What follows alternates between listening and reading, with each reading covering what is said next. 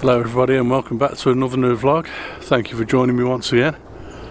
I've got to tell you, it's absolutely pigging freezing out here today. As you can see, there is some laying snow on the ground, which is basically kind of frozen and become ice now. We had a very light snow shower a couple of days ago, and since then there's been nothing really, and since then obviously everything's frozen over again and all of this snow that's lying has become ice.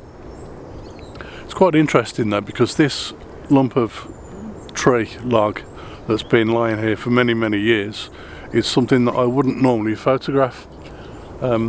Where it is and everything around it and the scene itself doesn't really make a very interesting composition, but what made it interesting for me this time is the snow still lying on the top of that lump of tree. I quite like the contrast of that very white, bright white snow lying on that very dark wet wood. That makes an interesting shot, so I'm going to set up here and take this shot, and then I'll see if I can find anything else.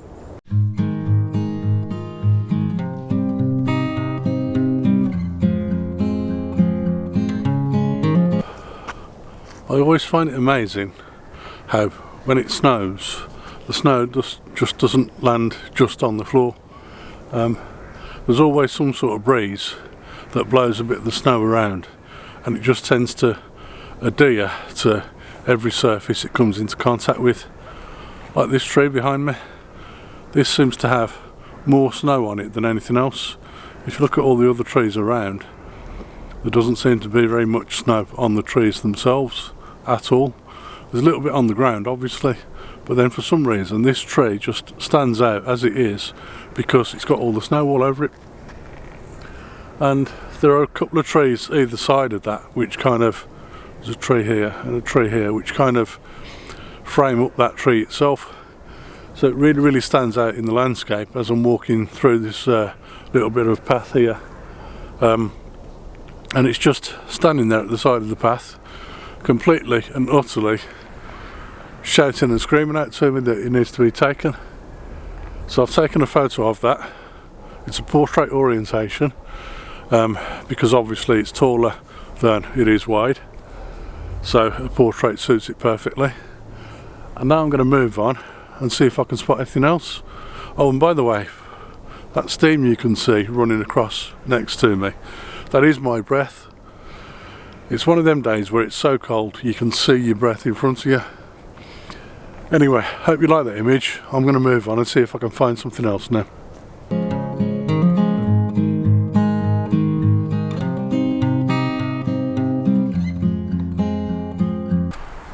I've come back to a spot now that I haven't photographed for a while, mainly because back in the summer of this year Birmingham had the Commonwealth Games, which was a fantastic event for the whole of Birmingham, to be quite honest with you. But while it was here, they used this particular park for some of the cycling and triathlon events, and it was this particular pond behind me that was used for the swimming during the triathlon. One of the problems was that in the lead up to the Commonwealth Games being here, Birmingham City Council decided to develop some of the land for parking so that visitors could get into the park and park quite nicely without having any problems with uneven surfaces. And obviously while they were here, the surfaces and everything around was being redeveloped, and all of the developers had their own vehicles and vans and all kinds of things just strewn all over the place, and it meant that there was no composition here. But now everything's gone, I can carry on and take a shot here.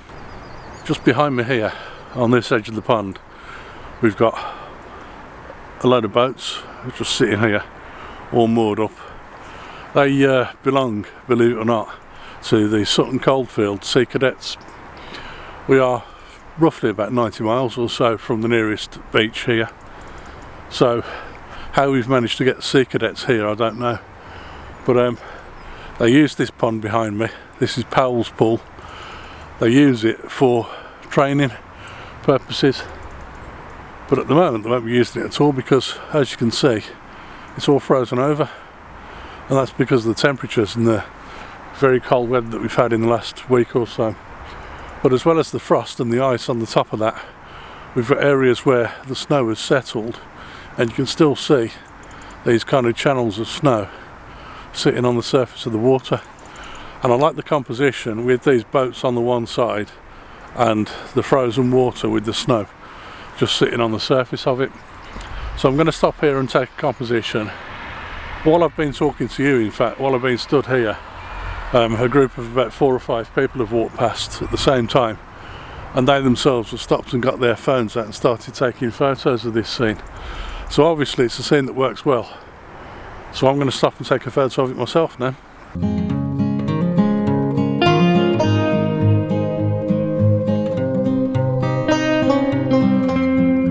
That image was shot at f/16 and it was exposure bracketed because there's obviously quite a lot of high dynamic range within this image and within this scene, and I've even got a hazy sunshine somewhere behind me, just behind those trees there. The sun is actually up behind those trees, but with the mistiness and the low cloud that we've got and the general cool feeling today, that sunshine has become very, very hazy. But what it does, it creates very interesting light on all the scene. So I've had to exposure bracket the image, but also I noticed that within the composition that I made, I've got the boats in the background, and in the foreground there was just one tree branch that was sort of lying on the top of the frozen pond, and that was sort of leading the eye towards the boats on the left hand side. I may even clone that piece of branch out completely in post-production, but I may keep it in. So what I've also done is I've shot an image of that particular bit of branch where I've focused on the branch as well as focusing on the boats. So I've got one which is just the boats themselves exposure bracketed, and then an extra shot for that focus on the branch. If I need to keep the branch in, I can then combine the exposure bracketed shots together, and then with that combine the extra shot for the focus on the branch. But that's all to think about later. For now, I'm going to move on and see if I can find another shot to take. So I wanted to show you the legacy that's been left by the Commonwealth Games being here. This area here used to be a public car park. On a normal day like this, I wouldn't be able to stand here previously, but as we turn around, you'll see, just as the road comes up here, the gates to the car park at either end have been completely closed off since the Commonwealth Games, so nobody can actually drive their cars into this car park and use it anymore. Obviously the work the organisers did by evening up this car park and creating a nice safe place for people to park while the Commonwealth Games was on was a great idea, but now it can't be used at all by people heading into the park just because it's being closed off. And then behind me you'll notice as well these electric charging points for cars that are parked up during the Commonwealth Games, which are now completely left unused. Ridiculous idea if you ask me. We could still be using this car park for the general public, and those electric charging stations are ideal for people wanting to come to the park, charge their car up for a couple of hours, walk around the park and then come back and pick the car up fully charged. But obviously we can't use it, which is a shame. It was done out and redeveloped and made nice and clean and tidy for the Commonwealth Games, and it had been in use regularly for a long time before that, when the car park was very uneven. But now nobody can use it at all, and I just think that's a sad reflection on what we had way back in the summer when we had an absolutely brilliant Commonwealth Games, but now it's just ruined it. Anyway, I'm going to move on now and see if I can find my next shot. See this tree lying down on the floor here? I've photographed this on several occasions before, but from the far end looking back this way, which is quite interesting because the tree from the far end on a normal day looks absolutely brilliant, very interesting from that end, and really draws your eye into the image.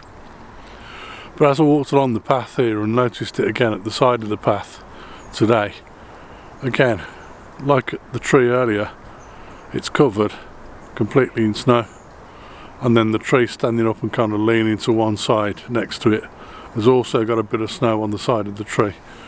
But apart from that, there doesn't seem to be an awful lot of snow anywhere around. There's the odd little patch here and there, but most of it is on that tree there. And I can't quite understand why it still remains on that tree, yet it seems to have thawed from everywhere else around it.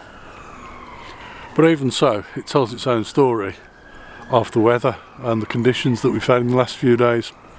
So I'm going to capture a photograph of that, and like the very first little bit of log that I photographed at the beginning of the vlog, I'm quite interested in the way you've got the contrast between that white on the top of the tree and all of the colours going on around it, the bright orange leaves and the dark wood of the tree itself.